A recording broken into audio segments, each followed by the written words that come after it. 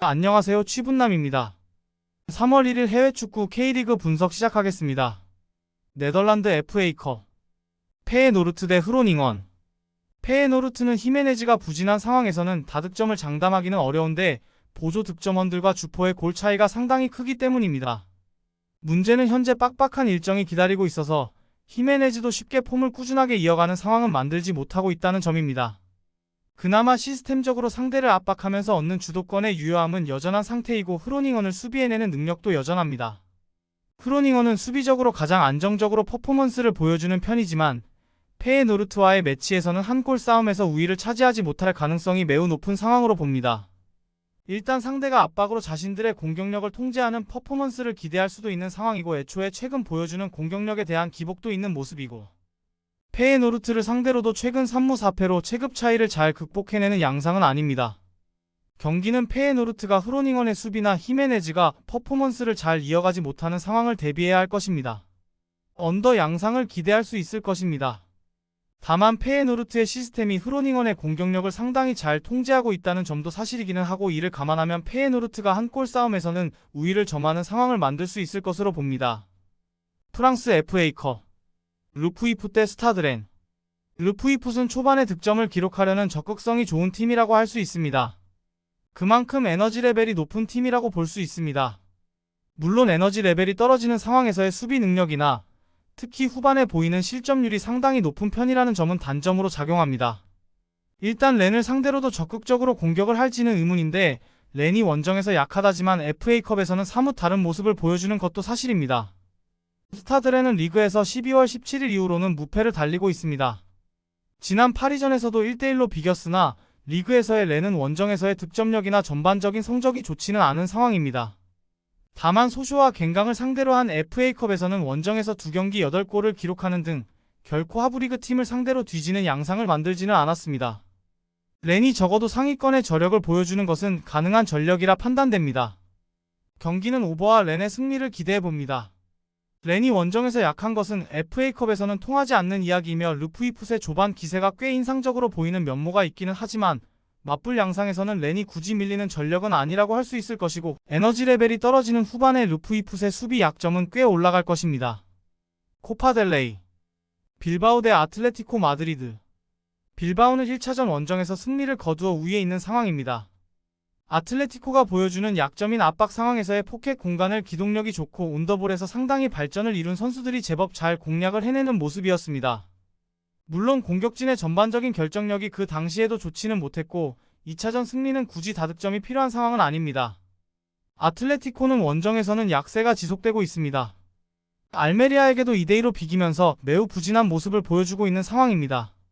그나마 그리즈만이 부상에서 돌아올 수 있다는 점이 긍정적인 소식이겠지만 그리즈만도 최근에는 체력적인 난조와 부담이 커서 골 기록이 끊기는 기간도 길어지고 있는 것이 사실입니다.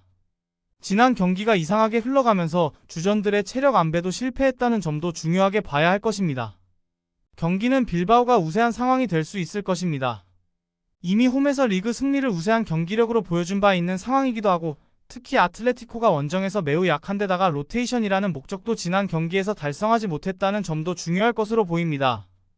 물론 빌바오의 결정력이나 2차전 승리는 굳이 다득점 양상으로 갈 필요는 없다는 점을 생각할 필요도 있습니다.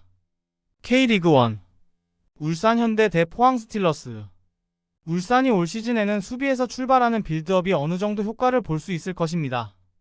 일단 황석호가 있는 상황에서 압박을 유려하게 풀어가면서 전진하는 모습은 반폴의 고우전에서 제법 괜찮은 효과를 보는 모습이었습니다. 주도권을 쥔 상황에서도 상대 압박에 상당히 고전하던 면모가 없지는 않았지만 지난 시즌 후반기 같이 수비적으로 극도로 불안정한 모습을 보여주지는 않을 것입니다. 포항이 3백을 가동하면서 전북과 어느 정도 대등한 승부를 하는 모습은 보여주었습니다. 다만 아직 박태하 감독 체제에서는 시간이 필요한 모양인 듯한데 압박을 풀어가는 양상은 좋았지만 앞에서 무언가를 만들어내는 역량은 더 세밀하게 다듬을 필요가 있어 보였습니다. 물론 이적생들과 사령탑이 바뀐 상황이라서 이것저것 시도하는 상황으로 볼 수는 있는데 포항이 극초반에는 꾀인고의 시간을 보내야 할 수도 있을 듯합니다. 현재로서는 울산이 더 완성된 팀이라고 볼 여지가 있습니다. 포항의 경기력이 아주 나쁘지는 않았지만 아직은 이것저것 시도하고 있는 단계이고 아무래도 팀이 급격하게 바뀐 상황이라서 포항에게도 시간이 필요한 상황으로 볼 여지는 있어 보입니다. K리그2 안산 그리너스 대 경남FC. 안산은 지난 시즌 임관식 체제에서는 매우 공격적으로 플레이를 하는 모습이었습니다. 승격이 좌절된 상황에서 선수들의 동기부여와 자신감을 북돋으려는 시도라고 볼 수 있었습니다. 물론 수비 상황에서는 전혀 안정감을 주지 못했는데 감독은 올 시즌 K리그2에서도 공격적인 축구로 이를 내겠다는 각오인 듯합니다. 문제라면 경남의 신임 감독이 박동혁 감독과의 상성이 그다지 좋지는 않았다는 점입니다. 경남은 박동혁 감독으로 사령탑을 교체했습니다. 일단 단단한 수비와 역습이라는 플랜으로 구성이 될 것으로 보이는 상태입니다. 박동혁 감독이 아산 시절에는 공격력 난조 때문에 사퇴를 했지만 전반적인 전력과 지원이 좋은 경남에서는 안정적으로 골을 생산하면 밸런스를 맞출 수 있을 것입니다.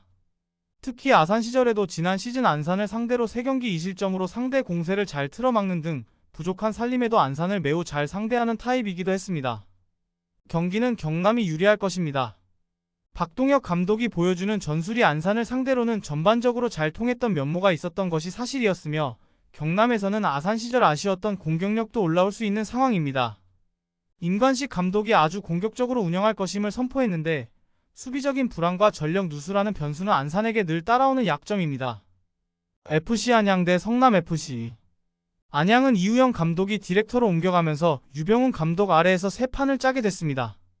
물론 이우영 감독의 전술 약점을 금방 메울 수 있을지는 알기 어려운 것이 사실인데 일단 공간 침투라는 면에서의 강점은 있는 편이나 빌드업 상황에서 숫자가 부족해서 역습에 탈탈 털리는 양상이 짙은 모습이 있었던 것이 사실입니다. 공격력도 공간을 잘 내주지 않는 K리그2에서는 제법 기복이 심했습니다. 성남 팬들이 가장 우려하는 것은 감독의 역량입니다. 윤영선과 이정엽 등 팀의 축으로 세울 수 있는 영입이 이뤄졌지만 지난 시즌 중앙을 삭제하는 모습과 뒷심 부족, 외국인 선수에게 상당히 의존하는 축구는 성남 팬들이 상당히 우려하는 요소입니다. 프런트에서도 이기영 감독에게 10라운드까지만 기회를 줄 것으로 보이는 상황인데 선수진의 질에 비해서 걱정이 많은 모습이 있습니다. 그냥 오버를 픽하는 것이 나을 것입니다. 일단 두 팀이 모두 감독의 역량에 대한 우려가 있는 것이 사실이고 그나마 안양이 홈에서는 나름대로 괜찮았다는 점을 생각할 필요가 있지만 빌드업 상황에서 역습에 상당히 취약한 면모가 없지는 않습니다. 난전 상황에서 승무패는 변수가 될 것입니다. 영상 재밌게 보셨다면 구독, 좋아요, 알람 설정 부탁드립니다. 더욱 자세한 정보를 원하시는 분은 고정 댓글란 가족방 입장해 주시면 안내 도와드리겠습니다. 감사합니다.